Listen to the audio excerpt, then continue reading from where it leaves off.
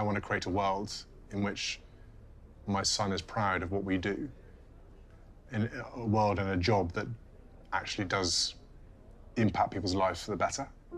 The morning's agenda was characteristically hands-on. Shedding his suit jacket, William joined a volunteer team in the modern, airy kitchen, preparing hot meals that would be served in the dining hall within the hour. He chopped vegetables alongside long-term volunteers, his conversation a blend of practical logistics, inquiring about supply chains for fresh produce, and personal check-ins, asking after staff members he's come to know over the years. People sometimes wonder about the authenticity, said one volunteer, Maria, who asked not to use her full name. But here, it's undeniable. He knows how to work the industrial dishwasher because he's done it before. He remembers names. There's no performance, period. He just gets on with it. This unassuming dedication was echoed in a private meeting later with frontline support workers and several individuals who have recently moved from the Passage's services into stable, independent housing. For over an hour, William sat in a circle of chairs, listening intently to often harrowing stories of life on the streets, systemic barriers and hard-won triumphs. He took notes on a small pad, interjecting only to ask for clarification or to offer a word of quiet encouragement. He didn't preach, he didn't offer easy solutions, recounted David, 28, who spent 18 months in hostels before securing a flat with the Passage's support. He listened. He asked me what the single hardest moment was.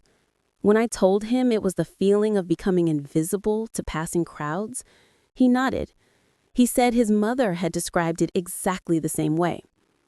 This reference to Diana is never far from the surface in William's work on homelessness. It is his through line, a deeply personal motivator that shapes his approach.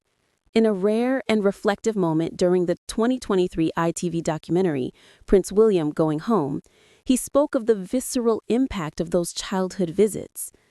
My mother, she just had a way of connecting that made you understand, he said. It wasn't about pity. It was about seeing the person. She made it clear that this was not some distant issue, but something happening to real people in our city, and that we had a responsibility to understand it. He has consciously replicated this for his own children, Prince George, Princess Charlotte, and Prince Louis, speaking to them about homelessness during the school run, normalizing the conversation as Diana did for him. Lights, the sense of being exposed and unsafe in the middle of a busy city. You can read 100 reports, but you cannot understand that profound vulnerability until you felt it, even for just one night. That commitment to understanding has never wavered. Staff at the Passage recall that during the height of the COVID-19 pandemic in November 2020, William visited 3 times in 4 weeks, helping to package and deliver emergency supplies. He came when the cameras weren't there, Clark confirmed. He was focused on the operational need. What can I carry? Where does this need to go? As the day's visit drew to a close, William unveiled a small, permanent addition to the new headquarters, a wall of reflection featuring artwork co-created by people with lived experience of homelessness and local school children. The central piece is a mosaic that incorporates broken pieces of mirrored glass. It reflects the viewer, explained the artist Jay Hutchinson. The idea is that homelessness is about us, not them. It asks us to see our own potential fragility and our shared humanity. William stood before it for a long moment, his expression thoughtful. In a brief address to the assembled group, he tied the day's work to the legacy he carries forward. 20 years ago, I started coming to places like this, trying to learn, he said, his voice steady. The learning never stops. The causes of homelessness are complex, but the belief that we can end it is simple. It's the belief my mother held. It's not about grand gestures, but persistent collective will. It's about refusing to accept that this is inevitable.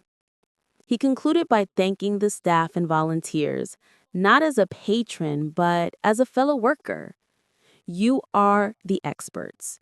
You are the ones doing the life-saving work every single day. My role, our role, is to support you, to amplify you, and to help build the partnerships that will finally break this cycle. As his car pulled away from the curb, the activity of the center resumed. Meals served, advice given, beds prepared for the night. The prince's visit was a punctuation mark in its ongoing story, a moment of reflection and reaffirmation.